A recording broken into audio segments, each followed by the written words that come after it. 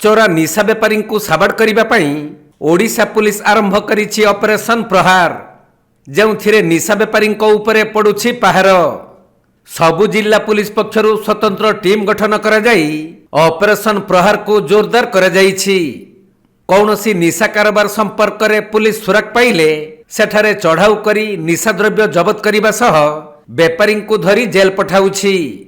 सेहिपरि अनुगुल इडको छक अंचल में जड़े निशा बेपारी ब्राउन सुगर बिक्री करुथबा नै पुलिस खबर पाइथिला। तेणु आईआईसी धीरेश कुमार दास नेतृत्व में एक टीम सेठारे चढ़ाऊ करी जड़े ब्राउन सुगर बेपारी को गिरफ्त करने सह ता निकटरू 7 ग्राम ऊर्ध ब्राउन सुगर को जबत करिसंती। गिरफ होइथिबा ब्राउन सुगर बेपारी ताम्रित कॉलोनी विपिन प्रधान होइथिबा बेले से छोट छोट पैकेट करी ब्राउन सुगर बिकिबा को उद्यम करुथबा समय रे पुलिस ताकू माड़ी बसिथिला। आउ जांच करी ता निकटरू ब्राउन सुगर जबत करिबा सह गोटिए मोबाइल फोन और ब्राउन सुगर रे व्यवहृत 93टी प्रिंटेड कागज को जबत करा जाइछि। सेपटे एहा पूर्वरु विपिन नाम रे अनुगुल थाना रे एकाधिक मामला रहिथिबा पुलिस सूचना देइछि। जे ताम्रित कॉलोनी रो जड़े लोक बिकुची ड्रग्स बिकुच ब्राउन सुगर बिकुच से खबर मुताबक रेड करा हैथिला।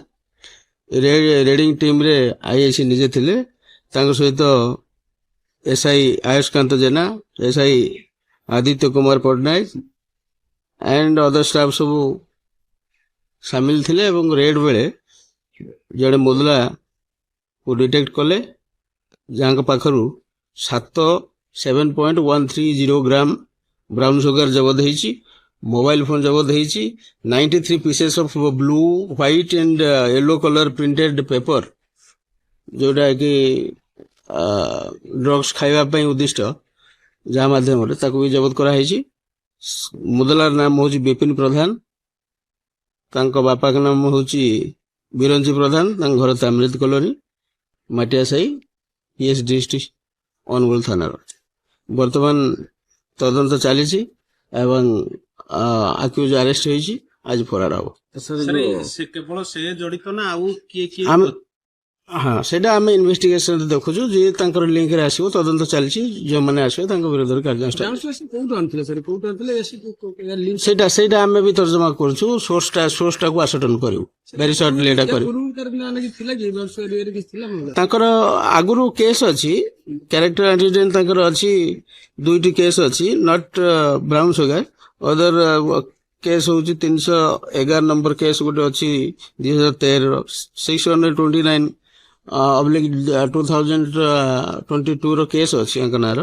तथापि हम देखुछु आरो सोर्स कोड अछि आ के इन्वॉल्व होछन तांक विरुद्ध हम कर पुड़िया करी छोटो कोन बिकिसला ना रे पेडलिंग करी निकाउ दोथला ना बिकुथला बिकिया पर्पस रे हुए पुड़िया करे के ग्राहक अपेक्षा अनुमानिक मूल्य सर कथा हो अनुमानिक 7 ग्राम 70,000 75,000 भितर हो सर ता माने एथरा गोटे पूरा चेन रहितबो निश्चित कारण ये बिक्री जते बेले करूची ग्राहक ता माने सेटा हमें से लाइट रे हम भी तदंत जारी रखिछु।